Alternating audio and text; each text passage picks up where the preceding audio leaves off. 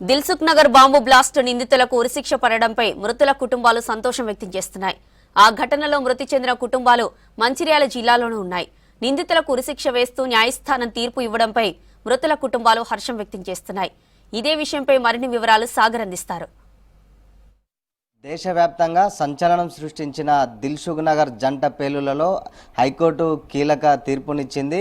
హైదరాబాద్ జంట నగరాల్లో బాంబు పేలుల ఘటనలో మంచిర్యాల జిల్లా ఇటు పెద్దపల్లి జిల్లాకు కూడా సంబంధాలు ఉన్నాయి. ఎందుకంటే మంచిర్యాల పెద్దపల్లి జిల్లాలో కూడా ఒక ముగ్గురు ఆ బాంబ్ బ్లాస్ట్లో చనిపోయిన సిచ్యువేషన్స్ ఉన్నాయి.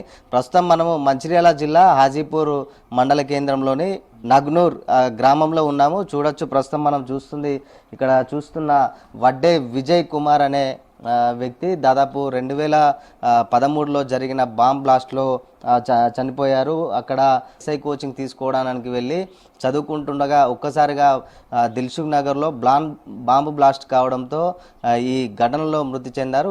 మనతో పాటు వారి తల్లిదండ్రులు ఉన్నారు. చెప్పండి, అసలు చనిపోవడం ఎప్పుడు తెలిసింది? అసలు ఇప్పుడు 5గురికి కూడా మరణశిక్ష కూడా విధించారు. దాన్ని ఎట్లా ఫీల్ అవుతున్నాం సార్? వాళ్ళకి వెంటనే ఉరిశిక్ష అమలు చేయండి కోరుకుంటున్నా. ఇమ్మీడియట్గా ఉరిశిక్ష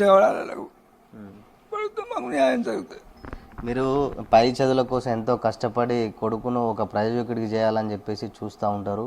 ఇట్లా జరుగుతుందని మీరు అనుకున్నారా? అనుకోలేదు సార్, అనుకోకుండా సంఘటన జరిగింది. ఈ సంఘటన దురదృష్టకరంగా జరిగింది కాబట్టి తప్పకుండా వాళ్ళకు వెంటనే మరణశిక్ష విధించవాలని ప్రార్థిస్తున్నాను. వాళ్ళకు ఉరిశిక్ష పడితేనే మా కుటుంబాలకు మనశ్శాంతి జరుగుతుందని కోరుకుంటున్నా. చనిపోవడానికంటే ముందు మీ ఇంటికి ఎప్పుడు వచ్చిర్రు? మళ్ళీ మీరు ఎప్పుడైనా కూడా తల్లిదండ్రులు వాళ్ళ క్షేమం కోసం ఆలోచించుతారు, ఎప్పుడు ఫోన్ చేస్తూ ఉంటారు. అట్లాంటి ఎప్పుడు చివరిగా మాట్లాడారు? అట్లా పొద్దున 6 గంటలకు ఫోన్ చేసిండు, 7 గంటలకు చేసిండు, కానీ మళ్ళీ సాయంత్రం చేయలేదు. ఇక సాయంత్రం చేస్తున్నాను చూసేవారికల్లా మాకు 7-10 నిమిషాలకు టీవీలో స్క్రోలింగ్ వచ్చింది. స్క్రోలింగ్ అది చూసేవారికల్లా వడ్డే విజయ్ కుమార్ అని స్క్రోలింగ్ పడుతుంది. అప్పుడే వెళ్ళిపోయాను. అంటే చదువుకున్నారు ఎస్ఐ అంటే దేనికోసం చదువుకుంటాను? అన్ని running, long jump, high jump అన్నిట్లలో గెలిచిండు. లాస్ట్ ఎగ్జామ్కి ఎస్ఐ గురించి కోచింగ్ బుక్ తీసుకుంటాను పోయిండు. పోతే ఇప్పుడు లాంగ్ బాస్టింగ్ జరిగింది సార్. మీరు అనుకున్నారా ఇట్లా ఎస్ఐ ఇప్పుడు జాబ్ కొట్టని వస్తారు అనుకున్నారా? లేకపోతే ఇట్లా సార్ ఇట్లాగైతే అనుకో, ఎట్లా నా కొడుకు ఎస్ఐ జాబ్ కొడతారు అనుకున్నా సార్. అనుకున్నట్లా ఈ లాంగ్ బాస్టింగ్ జరిగింది. అమ్మా, కొడుకు ఎస్ఐ జాబ్కు ట్రై చేయడానికి పోయి చివరికి చనిపోయిన సిచ్యువేషన్, అప్పుడు ఎట్లా ఉండే సిచ్యువేషను? నేనేం మాట్లాడా సార్. వాళ్ళకైతే తొందరగా ఉరిశిక్ష ఇస్తేనే మంచిది. గవర్నమెంట్ గిన్ని రోజులు ఎందుకు ఆపిన్లో కొనాలను?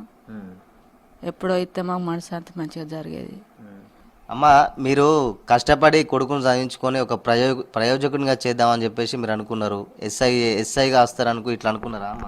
అనుకోలే, కానీ ఇట్లా జరిగింది. ఏం చెప్తాం? చివరిగా ఎప్పుడు మాట్లాడండి అమ్మా మీకు? ఒక్కరోజు ముందు నైట్ మాట్లాడిండు. పొద్దున మేము పనులకు వెళ్తాం కాబట్టి పొద్దున మాట్లాడాం. సాయంత్రం మాట్లాడదనేసరికి జరిగింది. ఎప్పుడు వస్తావు నాన్న అంటే నేను శుక్రవారం నాడు తెలంగాణకు వస్తా మమ్మీ అన్నాడు. ఇక కథ ఇది జరిగింది. తమ్ముడు ఉన్నారు, వీళ్ళిద్దరు కలిసి ఒకే రూమ్లో ఉంటూ అక్కడ చదువుకుంటుండేవారు, ఎస్ఐ కోచింగ్ కూడా తీసుకుంటుండేవారు. ఒకసారి అక్కడ ప్రజెంట్ సిచ్యువేషన్లో ఉన్నారు, ఒకసారి అడుగుదాం అప్పుడు సిచ్యువేషన్ ఎట్లా అయిందని చెప్పేసి. అన్నయ్య చనిపోయిందని ఎట్లా తెలిసింది? మా బ్రదర్ ఉండి రాజశేఖర్ ఇద్దరు ముందు రోజే 20 తారీఖు రోజు రావడం జరిగింది రూమ్కి. మేము ముసలమ్మ రూమ్లో ఉండేవాళ్ళం. ఇద్దరు గాయపడ్డ రంజిత్ దిల్సుఖ్నగర్లో ఉండేవాడు, మహేష్ మా అల్లుడు, వీళ్ళు మేము 4 కలిసి రూమ్లో ఉండేవాళ్ళం. వాళ్ళు 6:30 ప్రాంతంలో 21st రోజు ఈవినింగ్ బయలుదేరారు బుక్స్ కోసమని. 6:30 ప్రాంతంలో బయలుదేరి 7:30 ఆ టైంలో వాళ్ళు అక్కడికి రీచ్ అయినట్టున్నారు. 7:30 ప్రాంతంలో మా అల్లుడు మహేష్ మాకు కాల్ చేసి మామ బాంబులు వెళ్ళినాయిరా, మీరు అంబులెన్స్లకు కాల్ చేయండి అన్నారు. మేము అప్పటికి మళ్ళీ కాల్ చేస్తే ఎటువంటి ఫోన్స్కి రెస్పాండ్ లేక మొత్తం బ్లాక్ చేసేసారు.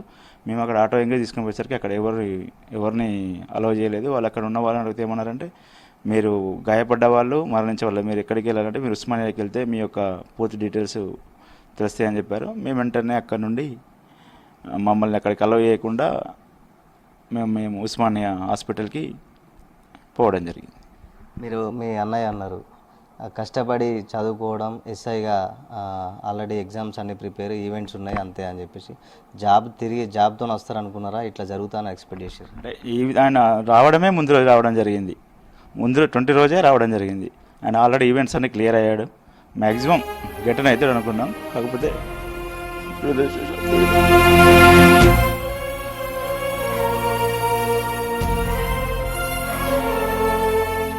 ఏళ్ళ తర్వాత జరిగినందుకు మేము సంతోషం వ్యక్తం, దాన్ని వెంటనే అమలు చేయాలని, ఎటువంటి తాత్సారం లేకుండా, వాళ్ళకి సుప్రీంకోర్టు వెళ్ళే వీలు లేకుండా వాళ్ళని వెంటనే ఉరిదీయాలని, ఉరిదీస్తే చనిపోయిన మా బ్రదర్ యొక్క ఆత్మశాంతికి చేకూరుతుందని మేము కోరుకుంటున్నాం. దాదాపు 150 మందికి పైగా ఎందరో తీవ్ర గాయాలై ఇప్పటికీ మంచం పట్టిన సిచ్యువేషన్స్ కూడా కనిపిస్తున్నాయి. మొత్తము అట్లాంటి ఇప్పుడు మరణశిక్ష విధిస్తేనే వీళ్ళ ఆత్మకు శాంతి కలుగుతుందని చెప్పేసి ఇక్కడ కుటుంబ సభ్యులైతే తెలుపుతున్న పరిస్థితి. కెమెరా పర్సన్ రవితో సాగర్, V6 న్యూస్, మంచిర్యాల జిల్లా హాజీపూర్ నుంచి.